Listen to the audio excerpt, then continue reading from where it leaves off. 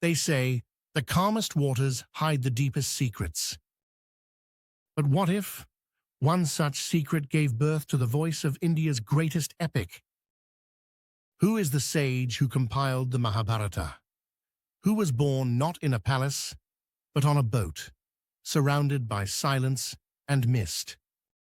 Today, let us unfold the mystical birth of Sage Vyasa, the timeless compiler of wisdom. Long ago, in the age of kings and sages, the Yamuna flowed softly, cloaked in the silence of devotion. Matsyagandhi, the daughter of a humble fisherman, was no ordinary village girl. She ferried travelers across the sacred river, unaware that destiny had chosen her womb for a divine purpose. One fateful morning, an unusual passenger stepped into her boat. Sage Parashara, radiant, intense, and focused, as if carrying the weight of unseen prophecy. He looked at her and said gently, "The time has come to bring into the world a soul of eternal wisdom."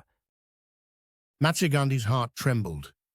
I am a simple girl. I have no riches. My honor is my only treasure. Sage Parashara nodded with kindness. He promised her 2 boons: that her virginity would remain untouched, and that her body would emit a divine fragrance that would travel a yojana, many miles. From that moment, she would no longer be Matsyagandhi, who emanated fish odor. She became Yojanagandhi, she who radiates fragrance for miles. The winds stilled, time stood still. On a mystical island mid-river, destiny took its first breath.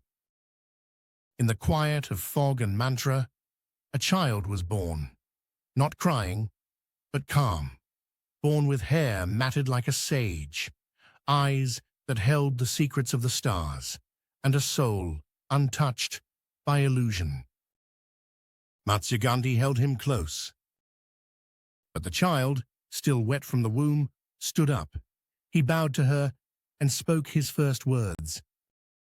"Mother, when you need me the most, call my name and I will appear."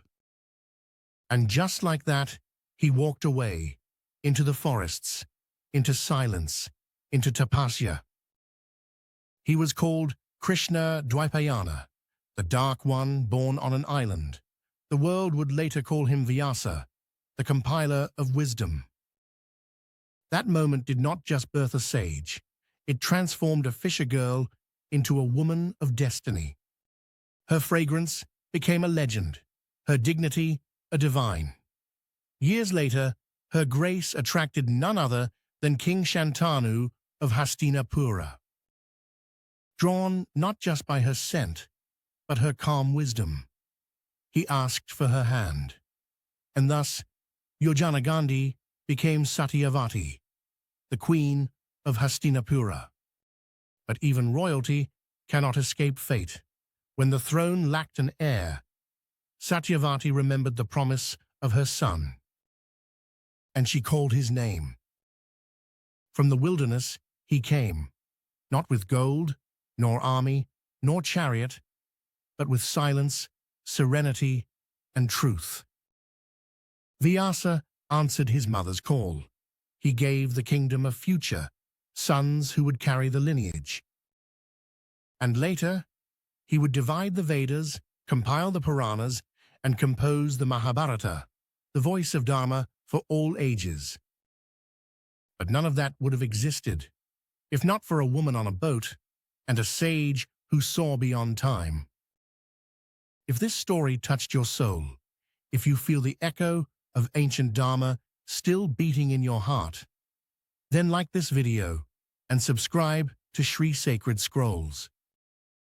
New stories from the Mahabharata are waiting for you right here. From silence was born wisdom. From a boatman's daughter came the voice of the Vedas. From a sage's vision came a son who shaped the story of Bharat. What can we learn? That even humble beginnings can carry divine destiny. That purity of intent overcomes the fear of dishonor. That wisdom once born, walks its path, even if alone. In your own life, remember, you may be rowing a boat today, but destiny may be waiting for you midstream. What touched your heart most in this story?